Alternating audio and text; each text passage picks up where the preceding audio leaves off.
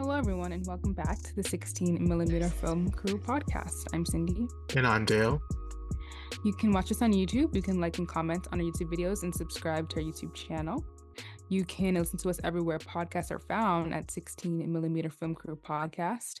And you can visit us on our website at www.16 This week, we watched The Last Showgirl, directed by Gia Coppola. A seasoned showgirl must plan for her future when her show abruptly closes after a 30-year run. This movie stars Pamela Anderson, Jamie Lee Curtis, Billy Lord, Dave Bautista, Brenda Song, and Kiernan Shipka. So, Dale, what are your thoughts on this film? I thought it was like let's be honest, anything some anybody in the Coppola family touches outside of Megalopolis is usually amazing. And this is Gia Coppola, of course, is Francis Ford Coppola's granddaughter. Um, thought she did an amazing job with this picture. I love the cinematography on it. Autumn Akrapa, probably I'm pronouncing the last name correctly. Like the use of like 16 millimeter film, the grainy texture really um almost transplanted you in a way, it aided in the fact that this movie is basically about a bygone age of Hollywood, what Pamela Anderson's character of Shelley, wrestling with the fact that not old Hollywood, old Vegas, the idea of Vegas showgirls, that glitz and glamour, the idealized image of Hollywood from the 70s and 80s to a degree kind of doesn't exist anymore. And she's also dealing with that as a losing her career and also transitioning after a career like almost like what we did with Substance, whereas an older woman who's used to having her youth, her beauty be part of her selling feature is now faced in a world that doesn't really value her because she doesn't have those things anymore. It's very apropos that like in that movie, your lead actress is, Demi Moore, who's beautiful, one of the most beautiful women in Hollywood history. You have Pamela Anderson in that same vein with this role as well. Yeah, I thought that this movie was okay. I do think that, I don't know. I feel like the Coppolas, especially, I'm gonna say the women, uh keep their characters at arm's length from the audience. So it's very hard to get close to these characters to really get to know them that well. It's like you kind of just get like images, shadows of like a person, but you're not really getting to who they to like the meat of who they are. Mm, And I feel like Sophia does that a lot where it's like you're like almost there. Like you're almost close with them, with the characters that she portrays on screen, but you're not quite inside of these people. So they can sometimes just kind of come off as like, I don't know, half baked a little bit. mm, And I feel like that's kind of how I view this movie. It's just a little half baked. It's like there's stuff there, but I don't know, it didn't go further enough for me to I don't know, really, I don't know, invest in the film overall. Even though I do think the topic of it is really interesting. And I think it's interesting that this movie and The Substance came out at the same year. Um, I mean during the same year, but I do think The Substance did a better job at telling this kind of story, mainly because they just decided to just go all out and just do something completely extreme and sci-fi, weird, horror, different. I think it accentuated the points that they were trying to make in a way that this movie that was more like stripped down, like very realistic, um, but did not. There wasn't. I feel like the character of oh god, I'm Shelley. mm, Yes, that Pamela Anderson plays is. I got to know her the most, obviously, because we're seeing the movie through her perspective. But even with that, there was just like a lot of I think especially when it comes to like the relationship between her and her daughter, there was just a lot there that I couldn't quite tap into because it kind of felt like they were leaving certain things out. mm, And this movie could have been longer, but because of the time frame, it's like you kind of had to. move along when it came to certain plot points. So we weren't able to go as deep. Like the relationship she has with Dave Bautista, like I wanted to go deeper into that, but we didn't get to see a whole lot of that. We got like one scene where we had like a conversation about like what was going on, what was inferred, but now was confirmed. Like, okay, they had a relationship. Okay, he's a father for a child, and they still work together. Like, what's that about? Like, let's talk about that. And it feels like we didn't really get much of that.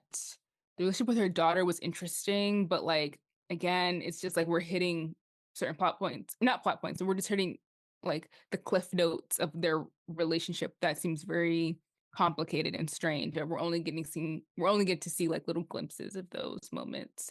And I wish we had more of that too. Because to Mm. me, that would have really fleshed out the character of Shelley and made her motivations and like why she's doing certain things a lot more clear to me, but because we didn't get a lot of those moments, there were certain things where I was just like, I don't really understand why this is happening, why certain things happen, or even why she treats the other women that she works with in a certain way. Like the only relationship she has that is like truly close with another woman is Jamie Lee Curtis, her character. But in terms of like Brenda Song and Karen Chika, it's like she almost seems like a mother figure, but like she doesn't want Rebels to be against it, like yeah. she doesn't want to be a mother figure to those girls. Um, and in an environment where it's like I think that that would be cool if you were just like mentoring these girls who are like young and like they seem like they don't have a lot of options or come from like difficult situations. Like it would have been cool for you as an established dancer to help them out more, but it doesn't really seem like that's the case. So it's a very, I just wish I understood her more because I would have been able to say, okay, well, yeah, she does this or she says these things, but this is the reason why. Mm. So I felt like there were just pieces of the story that were missing. And so it kind of affected how I viewed the whole movie. Yeah, no doubt. I do think those gaps in the movie that we're seeing is also partly due to Kate Gersten, the writer of the movie. It's adapted from a screenplay that it's her. It's an adapted screenplay of a play she wrote that went unproduced. So probably that's also the reason why it was unproduced. There are so many gaps, and you were given enough depth with the certain characters. It's clear that based on Pamela Anderson's character, she said she um vibe with it based on the experiences of women getting older in Hollywood and the limelight and stuff. It's clear that, I would have liked to have seen a little bit more backstory because it's clear she didn't have a proper upbringing herself. And Mm, that's obviously what leads to she said she tries her best when she's there talking with was it Hannah, who was Billy Lord, where she said she did the best she could till she said has her go live with family. It's clear that she also had that similar experience. And she did not want that to happen to her. You kind of see glimpses of that come out when she's talking with Jodie, Karen Shipka's character, which is talking about, yeah, my mom doesn't want to answer my calls anymore. And you're like, oh, you just left and you decided to become a dancer. Like, there's things there that she can relate to that you can kind of see that just as she's talking with these girls who've kind of adopted her as a mother figure and with her own daughter, that she's almost like a cautionary tale to them. And she kind of doesn't want to admit these are the mistakes I made without dampening their vibrance. I think the only one, as far as those young girls who did view her as a mother who was kind of still more realistic in the world she was Brenda Song's character. She's like, look, we're in Vegas, we're dancers. It's a job. Like you gotta take out this idealized view of Vegas that doesn't exist anymore. Right now we're just trying to make money because I remember when they were doing the Karen Shipka's character mentioned going to it's not burlesque, but it was like a dirty circus, and it's like, oh, that's gaudy. That dancing is very much grandmother parent. Like, how dare you dance like that? That's so vulgar. And they're like, the world has changed. Like, is the industry like is more leaning more to Cirque du Soleil, more burlesque style dancing. No one's going to Vegas to see the Rockettes, kind of thing. Yeah, and also And like they're dancing at a topless show, so yeah, the irony is like not yeah. lost on Yeah, anyone. but Like, she sees it differently because, like I said, yeah, it's the idealized view of Hollywood. She's talking about not Hollywood, Vegas. Hollywood, Vegas doesn't really make matter. It's still the same idealized view. But she's talking about, oh, in 1980 we had 160 people. We had these big reviews. I've been on the show since almost 30, 40 years. She still's thinking that things are the way they are and they don't function that way. Even Jamie Lee Curtis's character still thinks the same way, where she's able, like you clear with Jamie Lee Curtis's character, she knows how to be charming and interact with the customers while she's getting people cocktails and drinks to the casino. But because she's no longer that youthful person, the higher ups like, nah, you can go home. We want the young girls on floor. So it's also another thing, like the skills people have gained with their experience as with life, have interacted with people, are largely ignored because they're not young and youthful as well. yeah, and that's a whole like discussion I feel in terms of like, is it time for older people to sit down and like make room for younger people? I feel like that's a conversation that's been happening a lot more recently. Um, or is there a benefit in having them still be around because they have the experience? I think it depends. It's like a case Okay. by case Yeah. situation, but also like once you hit a certain number, it is time for you to take a seat. That's how I feel. But I also think that this movie is just a perfect example of why beauty is a terrible investment. Mm, And I think that these women, um, and I guess more Pamela Anderson's character than Jamie Lee Curtis's, but I guess they both kind of represent a sort of version of this where it's like you were hired in like when you were younger and your beauty was like your ticket in terms of your career. And then you did a whole bunch of different stuff to maintain that beauty, but you age because that's just what happens in life, right? So like now that you are at that point where like your beauty isn't your ticket anymore because someone else is there who is younger and perceived to be more beautiful. Now you're cast aside and have to find something else to do. And I think that like it is just like the worst thing that you can try to like put your whole entire career on is like how you look or mm, like, and I know that's just not how she necessarily sees herself. Like maybe she sees herself as like a dancer and this like very prestige, like it's like Paris but in Vegas or whatever thing. And like she's doing something that's very classy and high brow and esteemed, and it's just like, well, it's okay. I guess if that's what you need to feel to continue to do the job and like be in love with it, then more power to you, I guess. But it isn't, I think when Jason Schwartzman comes in, like she does that final audition, I think that is kind of the unveiling of like this is how certain people see you, right? And I think that it's not lost on me that the fact that like the job that she's doing is being ran by a man.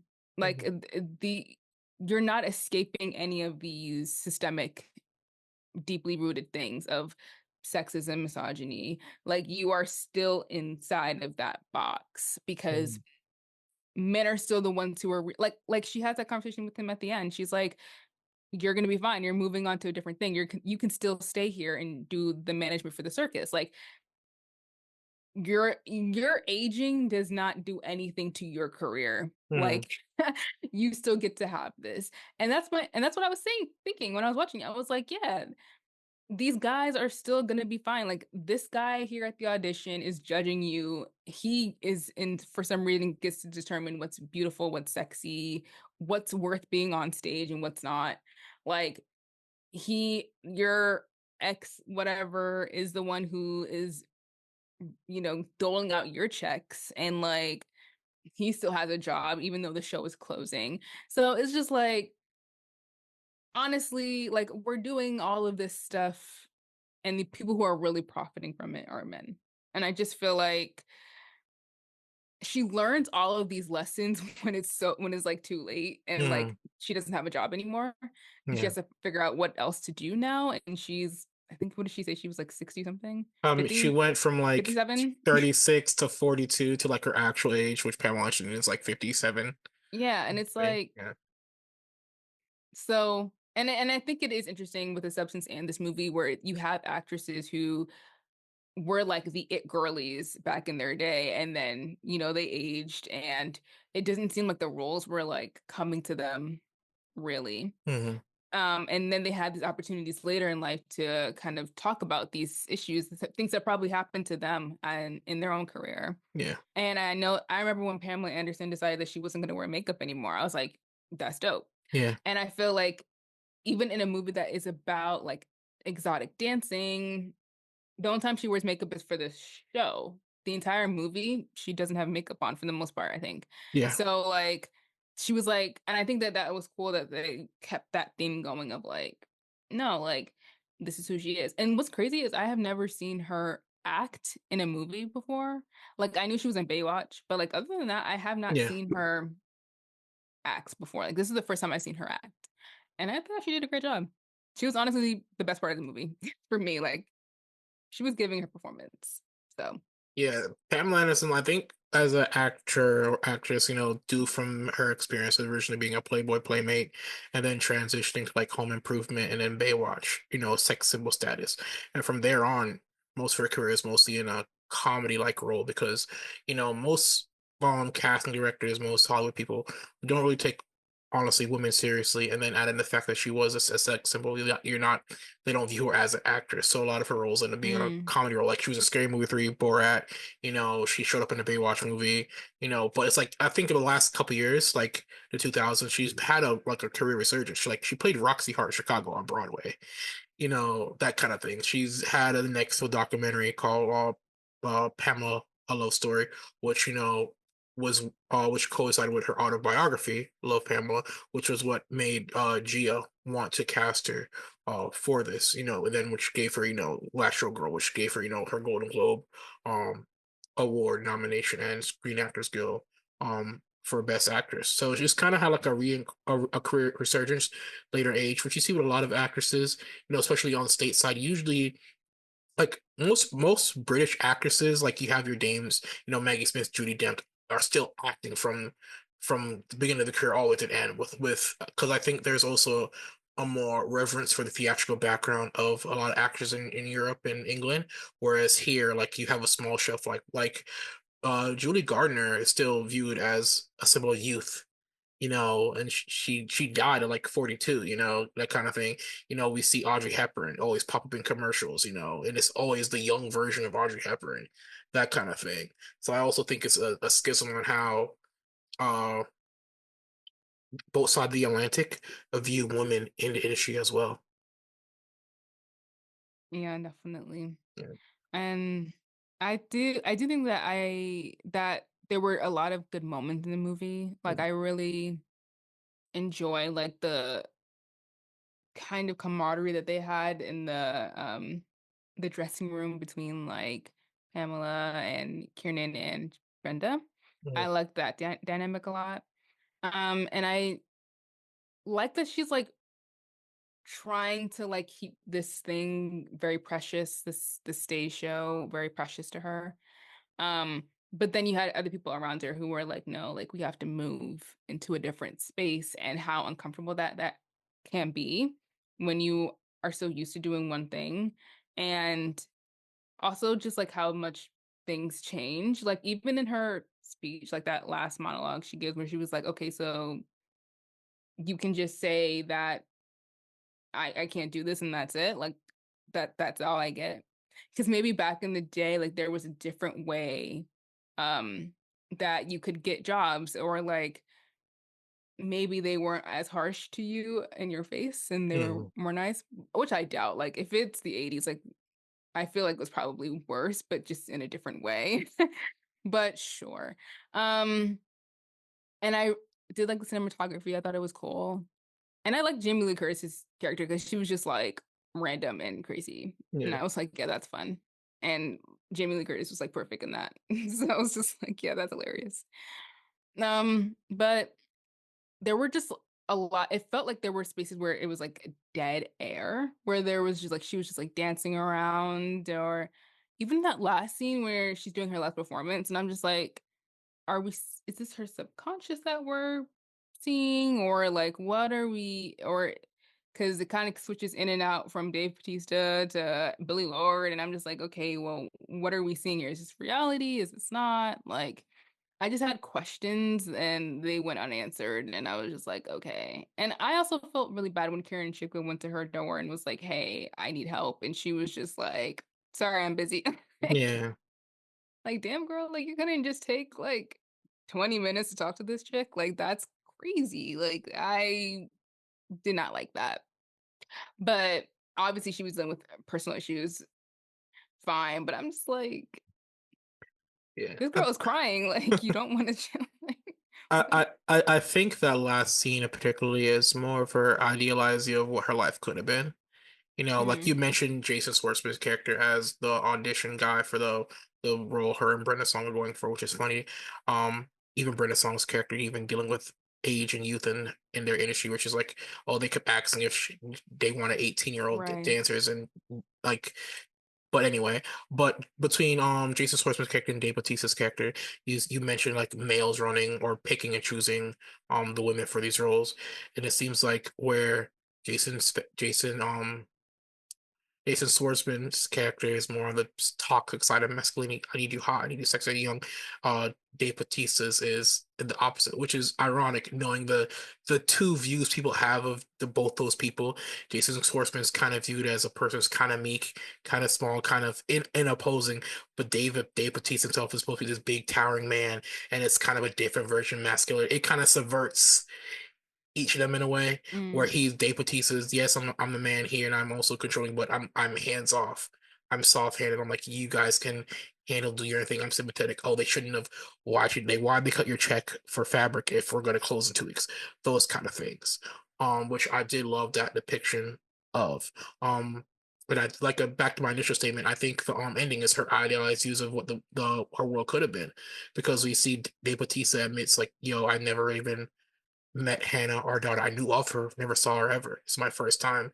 And now dealing with the transition of womanhood, being almost 60 years old, her career's at end. You know, she has what could have been a husband and a daughter watching her, celebrate her career in a way. That's how I viewed it in my head to me. Yeah.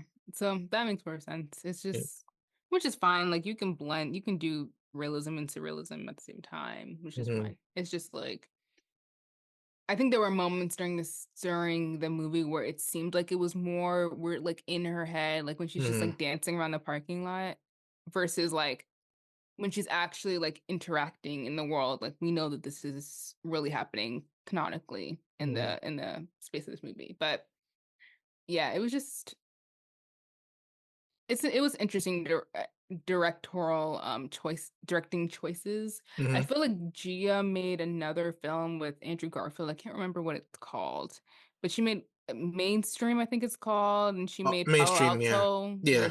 with James, that one, Yeah. the messy one. Um James Franco, yeah. yeah.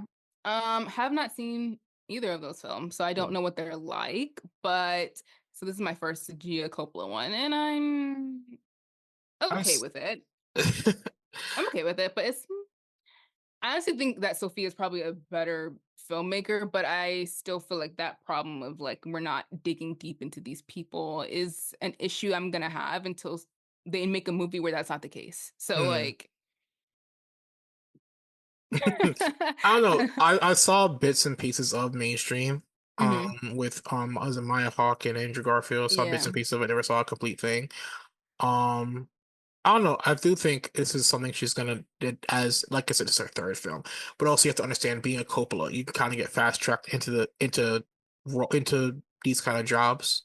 Like, it's not Yeah, like it's unfairly so, but sure. so because you have a the nepotism thing, but you also have that litany of okay, my grandfather, my aunt kind of thing. You have a lot of people to back up. You have, of course, you have Jason Schwartzman, family member as well, actor. You have a lot of knowledge you could soak up, which a lot of people she like you could go to school for it as well, but a lot of people spend years building these, learning and figuring out things, and you have all these sources. And I think that's something she's gonna have. Like I think, like I said, Sophia doesn't do it as much. She's gotten like she's more, I'm giving you more whole people, you know. Hmm. I think that's a skill that Gia will develop the more she directs. She'll also be able to pick and choose as she's reading a script that she's given, like, okay, how do I extrapolate this more to the story? I feel like there is more in this movie, especially considering they only shot for 18 days in Vegas. And Mm. then I think Jamie Lee Curtis probably had a stronger presence in the script initially. Of course, being a like-minded, parallel but also realistic version of Pamela Anderson's character. Because they're both in the same direction, of course, but it seems like Jamie Lee Curtis' character is more grounded of what the world actually is, even though she's trying to rebel against it still. But they said they only shot Jamie Lee Curtis's parts in like 4 days. So Mm. I think due to that limitation, her presence in that movie is no longer there. 'Cause I do feel like if she was there for the whole movie, it would have been a lot more grounded, and we probably would have saw all those things and questions that were missing from Pamela Anderson's character be brought out through her interactions with Jamie Lee Curtis. Mm. Yeah. That's a yeah, interesting fact that I didn't know. Yeah, that's true. And I feel like the bigger what it could have been explored really well is also just like being in middle age and Mhm. still not like knowing what you're doing, like Yeah. still figuring things out, still coming of age. I think that stories of coming of age when you're older is actually really interesting, and you don't Mhm. really get many of those films. Yeah. So this would have been a great example of like how these women are just like going through crisis. They're like now they had something steady, but now it's done. So now they have to find things again. They have to find new jobs. They have to invent themselves maybe, like understand their identity in this time of their life. Like that's fascinating. So like I want stories like that and I feel like we could have got that with this, but Mhm.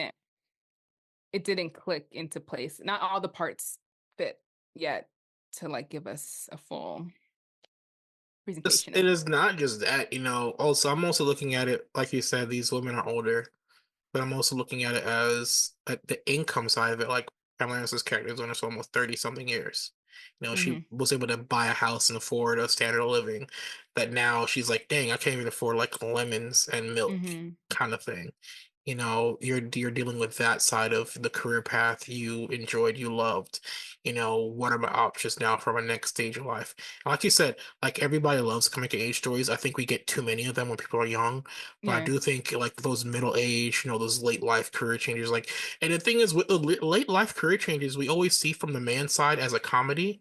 Like even Mhm. Wild Hogs is a comedy with like Tim Allen and Martin Lawrence. Them they're getting motorcycles at like 60 years old and going cross country. It's a comedy. Like we never get like these two movies. Like I mentioned, we're gonna mention Substance because Substance and Last Showgirl deal with the same subject matter in a way. Like we rarely ever get movies featuring women near the end stages of life transitioning to different things, and we really don't get them when everybody's in the middle throes, like your 30s to 40s, like, oh, what's my next step in life? In that age group is just like, oh, I have kids now, what do I do? Kind of thing. Mhm. You those gaps for women late in life and middle aged people are 30s to 40s are always never featured in Hollywood as far as coming of age tales. Yeah, and they should be. Yeah. So Yeah, because people are always changing. Like I believe we've changed yeah. every 5 years. It's not like a Yeah, here's and you don't yeah, like turn 30 and have everything figured out. So yeah. I think that these stories are actually more valuable because it's like when you're younger, you're like, okay, well, I don't have to have everything figured out by the time I'm whatever. You know what I'm saying? Like you can continually be finding yourself. And I think that that's a really cool message. I just wish it was just explored more in this film. Right. So moving on to the news.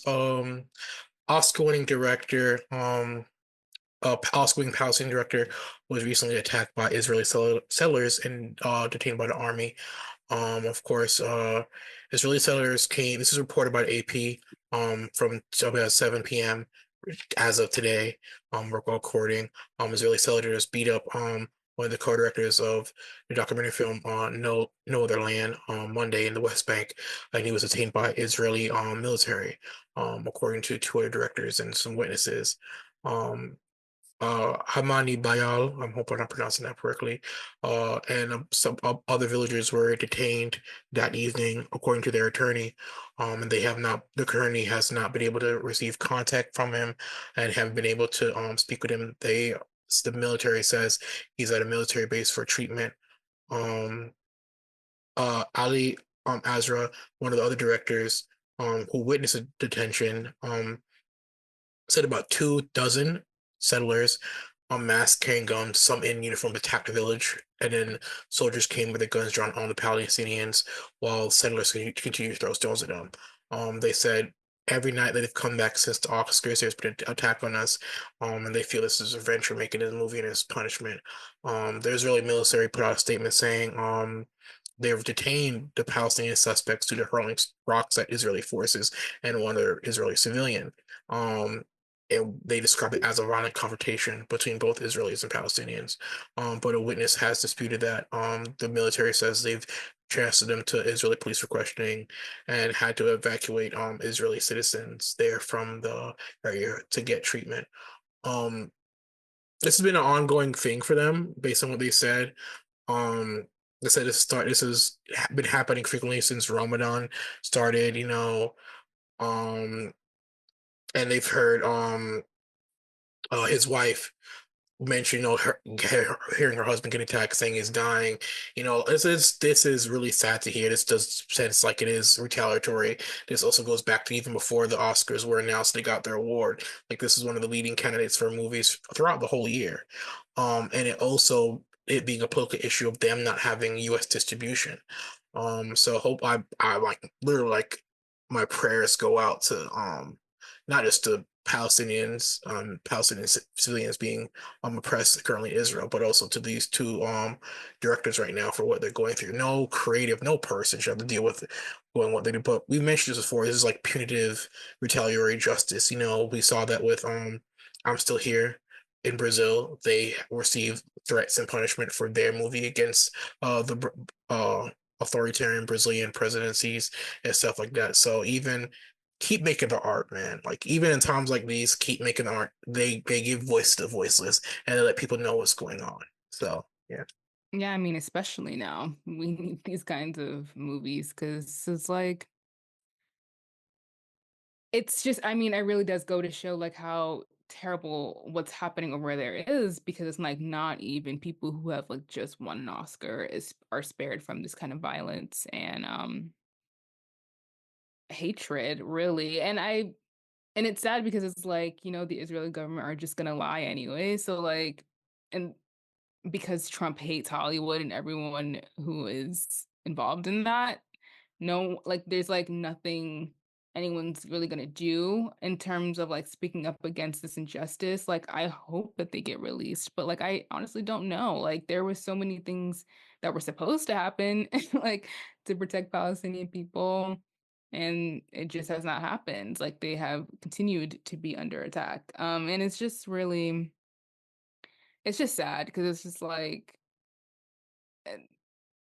I don't know. It's like you're trying to do something to like help or at least to show the world what's going on from your perspective. I feel like most people are only seeing, well, not most, that's not entirely true, but I feel like a lot of the narratives that are coming out, at least from like the news and from certain sections of the entertainment industry for sure, has been very like pro-Israel focused to the point where it's like you can't even like unless you're online, it's like it's hard to get any other perspective. So I'm just and for them to make this movie that won an Oscar and then they go right back home and like this is what they're dealing with, it's really awful. So yeah, I really hope they get out of that situation and like they're okay. And I hope that people are like advocating for them and stuff because rough, yeah, like it's just not a good yeah. situation to be in. And the worst part about it, it wasn't just like just a like it's a Israeli Palestinian creative team that came up with that movie. And Mm, that also goes there, and it's not to paint all Jews and Israelis as bad people. They're Jews and Israelis who are vehemently against what's happening going on, but they seem to be outweighed by this, fanatical push of what's happening, right. So even their voices themselves, people who are against it, are being, oppressed and silenced and saying you're wrong. Like we hear stories here, there are a lot of American Jews here who are vehemently against it, and then they get shouted down saying, "Oh, you're wrong. You're a Jew. If you were there, they kill you," kind of thing. So and Yeah. those voices are not even coming from Jewish people. They're coming predominantly white Americans who are fanaticized by this. But yeah. Yep. All right, so let's talk about the box office. So there's been a lot going on. Mm-hmm. Snow White came out this week and it kind of came out at like 43 million dollars. That's where it ended up in terms of this box office weekend. And I mean, we've talked at length about the Disney live action remakes. We have discussed that it does not need to happen. It doesn't seem like it's working. But I think what Hollywood is taking from the lessons of not only Snow White, but also of last year's Mufasa live action remake, sequel, prequel, whatever that was, of The Lion King, is that it's okay if it doesn't start out strong. Like it can finish strong because The Lion King did well internationally and it, made some money. So like let's just keep going. There's so many more live action remakes in the process of being made right now. Mm-hmm. And Snow White, from what I heard it was like from some people that it was bad. I heard from others that it was okay. It's just that Gal Gadot was bad, so it kind of dragged down the film. So, like, I don't know. I'm not watching it. I refuse to pay money to Disney for these live action remakes. I am not doing it anymore. But I think what they're taking from this is just like, well, it'll get there. So it's not a loss. Like it's not a flop because it eventually will make its money back. Yeah. Okay. Yeah, I remember like this movie was supposed to come out like a year or two ago. I Hmm. remember correctly, but stuff kept getting pushed back with the release and stuff. And people are like also, I guess, trying to politicize, I guess, the perceived failings of this, of course, because you have a Latino woman as Snow White, which rails against. It's much like with uh not Chloe, Halle Bailey had to deal with Little Mermaid, being a person of color passed in a historically white role in one of these Disney movies.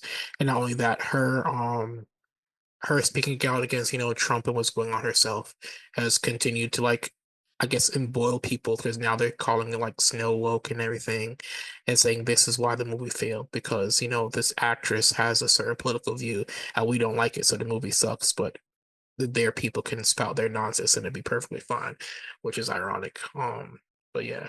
But But it's on like, but it's like, first of all, Rachel Zegler is half white. Yeah, So does the white part of her not get counted when she plays the role just because she's also half Latino? Like, stop, like, shut up, like, you don't know what you're talking about.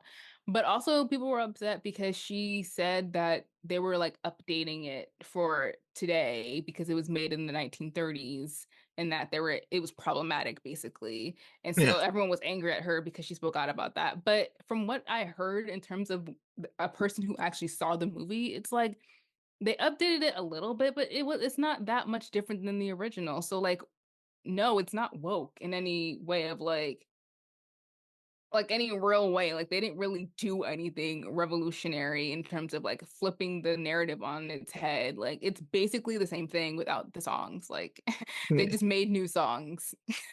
It's the same thing. So it's like no, like none of the critiques. Well, I know most of the critiques are from people who probably didn't even see the movie in the first place, but like I feel like this isn't doing well because why are we remaking these movies? I think that is to me the primary yeah, issue. It's like leave it alone or just re-release the originals. yeah, Do I- some remastering and then just bring it back in the theaters if that's what you want to do. Like you don't have to yeah. do this. This doesn't make sense.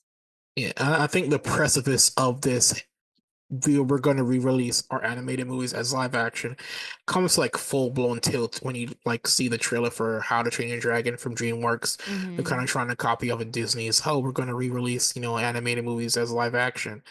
And the like How to Train Your Dragon live action looks so dead and lifeless. Even though it's the same director from the animated movie, there's that same magic is not there. And I think that's going to be a tipping point from it. Like, do we really need these continued animated remakes of movies? And I view it differently. I think like Mufasa. Mufasa is kind of like a prequel, and it's a different story we haven't seen before. That worked. That does good. But they don't gotta be, opening a Disney vault and trotting out old tales, it makes no sense. If you want to do it, then make sequels. Like Disney used to make sequels for everything. Like we're on Toy Story like almost seven, that Yeah. kind of thing. Like I remember Aladdin growing up as a kid. Aladdin had like after the Aladdin movie, you had like three other direct like VHS movies. Like go back to that formula if you want to like reinvigorate old fan bases for your old pictures, man. Just do that. Make original projects and just make sequels. Make good sequels actually. So Yeah. And these live action movies are just CGI. Like the Mufasa isn't a live action movie if you're still yeah, using tech. You know what I'm saying? Like it's just I'm over it. I'm over it. I'm over it. I'm over it. yeah. Continuing the box office talk, it's kind of been a rough week for, Jonathan Major. There were whispers going around that, Disney, particularly Marvel, would rehire him to return as Kang, kind of at least attempt to bookend and transition more smoothly over to Doom. It seems like that doesn't seem to be the case. Of course, his picture magazine Dreams had finally found distribution. Hmm. It wasn't about 800 theaters over the last weekend. It was a little short of the million they were aiming for. It got like 700K, which is still good. It's like it's scoring well with I guess it's a 91 in Rotten Tomatoes. So for a movie people were not expecting to see, it's very low for what you would guess for like a big indie hit like from last year.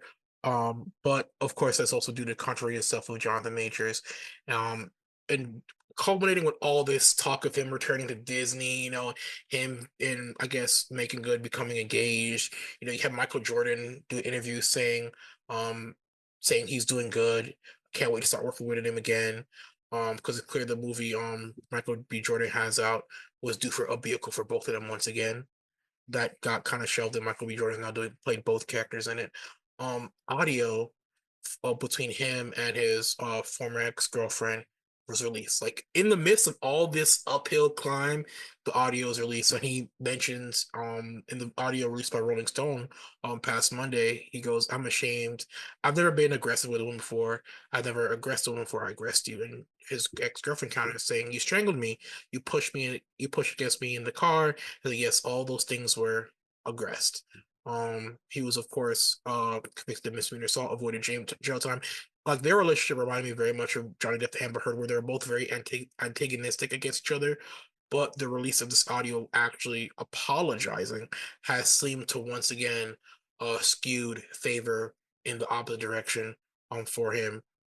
Which is kind of like I feel like this was an attempt to tamper whatever his career was kind of reaching back to because he got convicted. It seems like this when it's stuff like this happens to white actors. Ezra Miller during The Flash went on a worldwide abuse tour, kidnapping people, throwing chairs at people in a hotel. Nothing happened with The Flash. Of course, he's spoken in the past. Robert Downey Jr.'s drug problem, had drug issues, went in jail, overcame it. Faced some Marvel movies. Winona Ryder in the past when she was young, constantly shoplifting and stealing from stores. That kind of thing. But Jonathan Majors, in this situation of course, being a black man and a white woman, and then him also now admitting he was at fault in a personal mention between the two of them has kind of, shifted things badly for him. So, Mm. yeah, I This story is really irritating to me, mainly because it's just goes to show yet again that people just don't care about women at all. yeah, And it wasn't about him actually being physically violent towards anyone. It was more just like, this is not a good look for us, so you just need to go somewhere real quick. Yeah. Be quiet, and then at the right time, you'll be brought back. Which is just, I hate how these things work Yeah. because I feel like in terms of like people who were like, oh, everyone makes mistakes. Like Hmm. it was a bad time for him, whatever.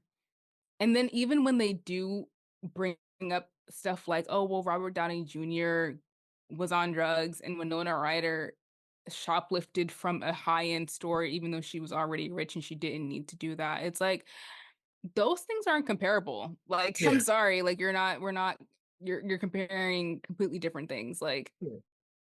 having an addiction, like being depressed and on medication that took you to a place where you didn't know what you were doing and you ended up shoplifting, like yes, these people are white and Jonathan Majors is black, but Jonathan Majors also laid hands on a woman. Like, I just feel like Yeah. because the thing, Overstep that part. Yeah. yeah, it's like we cannot compare these things. And it's so funny because I was just listening to like a lot of commentary from like music people who are talking about like Kendrick featuring on Playboy Cardi's new album Hmm. and how people are like so willing to like overlook the fact that Playboy Cardi has laid hands on a woman. I think he has some charges against him. Yeah. Yeah. And how Kendrick let Kodak Black be on his album or whatever, and that he had all this smoke, all this heat to say about Drake, but Drake does not have charges against him. These guys do. Yeah. And he still decided to collaborate. And Yeah. it's just like I'm done giving passes to people. I didn't give a pass to Jonathan Majors anyways. Like Yeah. because I was just like, nah, you're wrong for that. And then the court was like, nah, you're wrong for that. Yeah. And then the audio came out saying you are wrong. Um, so I'm not giving any. I'm not giving any Yeah. leniences towards him. And for Michael B. Jordan to say what he has to say, like I don't trust y'all. I'm sorry. No, this is. I'm not gonna go off on a tangent. I'm gonna leave No, it. do you, just do I you. don't. I really want to hear. I do feel like they're both like the fact that a woman was on. There are like multiple things at play. I think in my opinion, like of course, like I mentioned with Ezra Miller is a perfect Mm-hmm. example. He committed Mm-hmm. violence against multiple people and women That's across the true. board. Nothing happened with him Right. because I think his race and him being transgender or a queer Yeah. man played a factor in that. But in Jonathan Major's case, same thing. Black man assaulted woman. I do think he got a more harsher punishment as compared to Ezra Miller. Hmm. You know? Yes, that's true. Those two things are comparable, right? Yeah, We can compare those yeah, two things. yeah. Um, but honestly, it's just there's something, and I honestly feel like it's cultural where it's just like we are in a moment right now where the things that used to be valued, or at least people Mm, pretended, like I don't think they were ever really valued, but like people pretended that people cared about, you know, protecting women, just being like a decent person, like not, and if you did messed up things, you had real consequences. yeah, It feels like that era is over because Trump is president now. So like yeah, nothing matters and you can kind of just do whatever you want to and you'll be fine. And yeah. because I feel like we're in that moment where like nobody really cares anymore. It's just like really bad things are happening and people aren't they're not I mean, even we're not really even interrogating it the way that we should be. And like we're letting people just kind of come on back, do your thing. Like I don't know what Jonathan Majors like. I guess the movie got picked up, people saw it. It didn't do well in the box office because he still had he hasn't he has not like verbally to a camera been like actually I was wrong for that. Like yeah, he did an interview on ABC and brought Megan Good, and like that was his apology, which was nothing. You know what I'm saying? And yeah, everyone was just like, but he's a black man and he was on his way up. yeah, And I'm just like, yeah, and then he did something and then he's on his way down. Like that's just how the world works. Like I'm yeah, sorry. Um I don't agree that other people of other races who do the same things should be left let off scotch yeah, free. yeah, I don't yeah, think that's right. I think we all need to be I think justice needs to cover everybody and all the mess that y'all are doing. yeah. But I also don't want to like excuse anything for Jonathan Majors or welcome him back with open arms because he's a black man. Like Yeah. that doesn't mean He anything. he's serving the punishment that is duly deserved. I think about like back in the day of like Mel Gibson going on his anti-Semitic rant. Nothing happened with him. Mm, I remember Liam Neeson talking about one of his friends got mugged, and he was like, "Oh, I'm just looking for a random black person beat up." Nothing happened with him. And I think that's also part of why, particularly in Jonathan Majors' case, is why there's an outcry for what about the white man who did the same thing and nothing happened to them. If you're gonna let all five of these people get a pass, why doesn't he get a pass? So I can see where that side comes from because like I said, you want justice to be equal on both sides. So yeah. And that's it. And listen, fair question. Why aren't they being held accountable? Them not being held accountable doesn't excuse him being held accountable. You know what I'm yeah, saying? Like it yeah, just, and I feel like that's what the argument is like yeah. ending up at. And it's just like, you no. We want them to have his punishment. Right. Yeah, Let everyone have the punishment that's coming their way for doing messed up stuff. But yeah, I just feel like we're in a period where it's just like we're not we're like excusing certain things that I don't feel like we need to be excused. I'm such a huge Kendrick fan, but honestly, these last couple months, I was just like, something's about to happen that's gonna make him tumble his yeah, way down. And this thing happened, and it's like a lot of his fans are just like, well, he's not perfect, he's not a savior. And it's like none of that excuses what he's doing right now. And I just feel like you can appreciate the art that somebody makes and yeah, still keep it real and be like, nah, like you're making a mistake. Like you have to call it out. I feel like yeah, that's only fair. yeah. Um, and then it's up to them to decide whether or not they're gonna do anything about that. But like you can still call it out. I feel like that's okay. And I just, yeah, I don't know. There's certain things that have just been irritating me this recently. I know, do you know Dr. Omar? I don't know. He's like a Yeah, was that Oakwood? Sorry, that's this is yeah, not our a alma part of mater. the this is I part of have the podcast, I have I have cousins there who I'm like think I but gotta call them to figure out how that happened, and it's not just him. It's also whatever this happens if Oakwood other people hear this. There's also the professor who was also monitoring it as well. Kind of has some of those views. Who everybody's kind of aware is that kind of circle of things. Who in USM was involved in saying, "Hey, we want Dr. Umar on our campus to speak." Like who, you right. know. And so and that's why I'm not only frustrated but worried. I'm very concerned about this place that we're in right now because that guy is a terrible person to be speaking to young people. Homophobic, transphobic, like I hates women in my opinion, like just absolutely not a good person to be having conversations to young people for. I mean, like I can't even believe that happened and it happened. Like and people were like excited about it. And I was just so confused because I'm like I feel like I'm living in a bygone era where like the things that seem to be valued, the things that I value Are no longer valuable. are no longer valuable. Yeah. And No. that's just really it's heartbreaking, honestly. It's actually it's really sad. Like Yeah.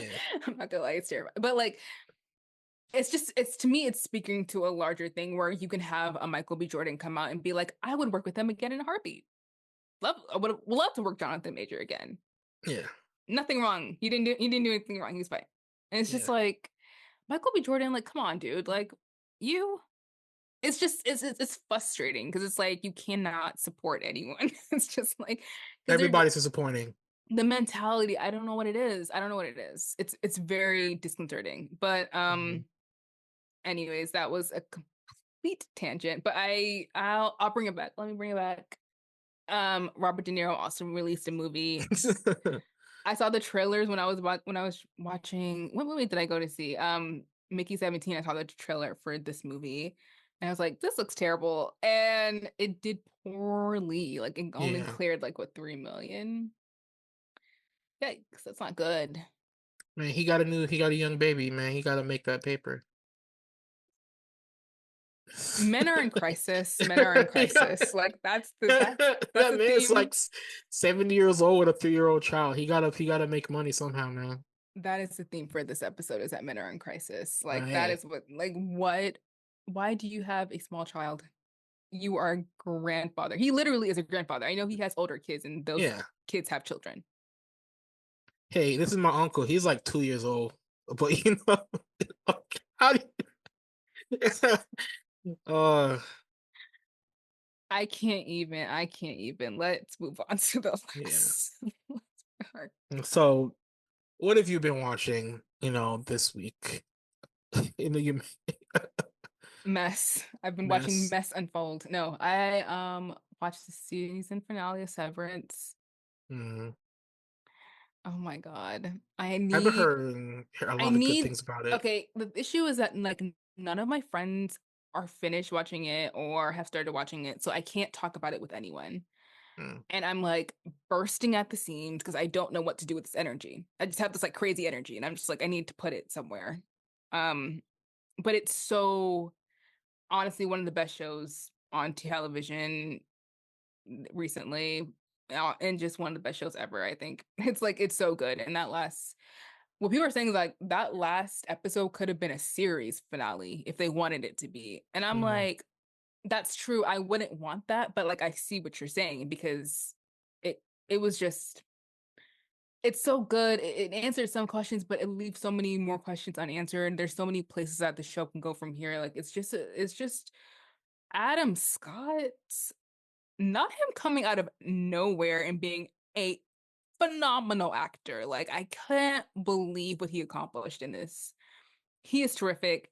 Britt Lauer, who plays Helly, fantastic. Like everyone in the cast is absolutely eating these roles, and like they all better win Emmys. Like, and if they don't, Yeah. I personally will go to LA and fight the what is it, the Television Academy. Like we're gonna have issues. Um, and I also got back into Daredevil because I remember last week I said that I had stopped watching it. Got back into it. It's really good. I haven't made it to the episode where the Punisher shows up, but Hmm. I'm gonna watch that this week. So I'm very excited. It's good. And I'm like, oh, this is why I love the show. I remember now. Yeah. What have you been Um, watching? Me personally, I find it very apropos that um my friend group is trying to get somebody into watching more black pictures. So they try doing it like showing all the old stuff. But for some reason, we flipped it and decided to watch Showgirls, which I found apropos. I was like, oh, y'all about to watch Showgirls. I'm about to have to watch Last Showgirl. So this is ironic. So I did watch that. What did you think? It's it's the thing where it's the intersection of movies that are bad that they're kind of good Hmm. in a way. That's kind of Showgirls. Like it's clear watching it that it probably wasn't a good vehicle for Elizabeth Hurley as Saved by the Bell teen star kind of thing to be her first major theatrical vehicle by herself. It's kind of really drawing. With the mass amount of nudity, and you kind of still view her as a teenager, even though she's like 25 at that point. Hmm. Um, there is like a good movie there undercurrent, but this is like mid 90s where they're just pumping out pumping out half baked movies. Hmm. But yeah, it's bad. It's so bad it's good because you can kind of see that there are plenty of good things in there that if they probably focus on more, they probably have a much better picture. So that doesn't mean go recommend and watch it. I had to sit through it. I'm not telling you to go out and watch on your own. It's still a bad movie, Hmm. but yeah, I could kind of see there are spots in there had they spent time on the movie probably would have better or fared better. So Yeah. I haven't watched Showgirls, but I watched a YouTuber who I really like. She broke it down. And from what I saw from that, and I understand from that move from her video, mhm. one, the outfits are amazing and the makeup is terrific. And so for that, like if you just want to watch like girls absolutely serving, like I think that don't you don't have to watch a movie. Like maybe go on Pinterest and look at the outfits and the makeup. Like it's giving. It's also like a heavy inspiration for Euphoria. Like I think that they took a lot Mhm. of stuff from that movie. But I also feel like I haven't, I was watching Saved by the Bell when it came on at like 1 o'clock in the morning, like when I was like barely awake and I was like half awake, like I could see it out of the corner of my eye. So like I didn't really know like what Miss Girl was doing, but for her to choose to do this right after that is bold. The acting was not good. I was like, why is Cal McLaughlin in this? Like, what are you doing here? um, but I think that one of the issues that the girl on the video I was watching brought up, which I feel I agree with, is that like there's only like one black girl in that movie and she gets terribly assaulted. Yeah. And why is that a plot point? Why is that a plot point? You know, it's just like, just stop.